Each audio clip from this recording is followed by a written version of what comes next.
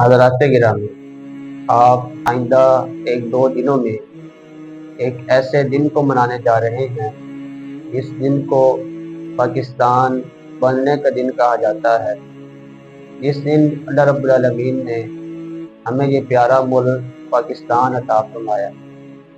لیکن آج ہم یہاں رک کر ذرا سوچیں کہ ہم نے ایک علیحدہ ملک تو حاصل کر لیا، ہم نے آزادی تو حاصل کر لی، لیکن ہم آہستہ آہستہ سے اپنے جنریشن کے ذہنوں سے اس ملک کی بعض ثقافتوں کو بھی نکالتے جا رہے ہیں۔ یعنی کہ جس طرح سے پاکستان ترقی کرتا جا رہا ہے، وہیں سے اپنی ثقافتوں کو بھی بھولتا جا رہا ہے۔ یعنی کہ آپ اس میں دو چیزوں کی مثال لے لیں۔ پہلی چیز ہے لباس، ہمارا قومی لباس جو کہ شلوار قمیض ہے۔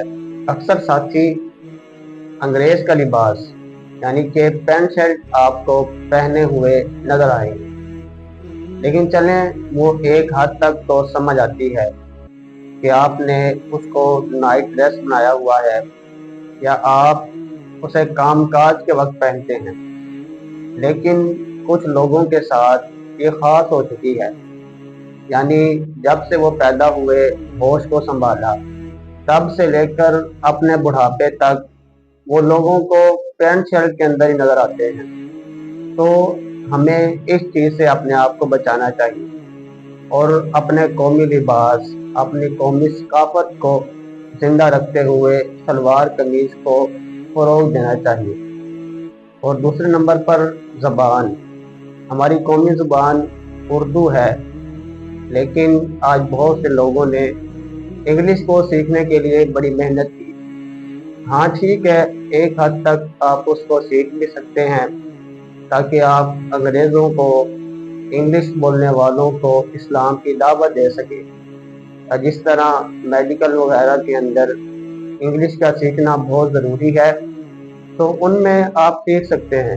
اپنی عام گفتگو کے اندر اس کو رائج کرنا تو یہ نامناسب ہے اور یہ اپنے آپ کو ثقافت سے دور کرنا ہے۔ باقی آپ دیکھ لیں واٹس ایپ وغیرہ کے اوپر اور آپ کے جو کی بورڈز ہیں وہاں پر انگلش جو ہے وہ زیادہ پاپولر ہے، تو اس کی وجہ سے لوگ اردو کو بھول چکے ہیں۔ اور افسوس کہ آج بہت سے لوگوں کو اردو گنتی بھی نہیں آتی۔ آپ دیکھ لیں کسی سے کہہ کر تو وہ آپ کو کہیں گے کہ ہمیں سمجھ نہیں آئی، آپ ہمیں انگلش میں بتائیں۔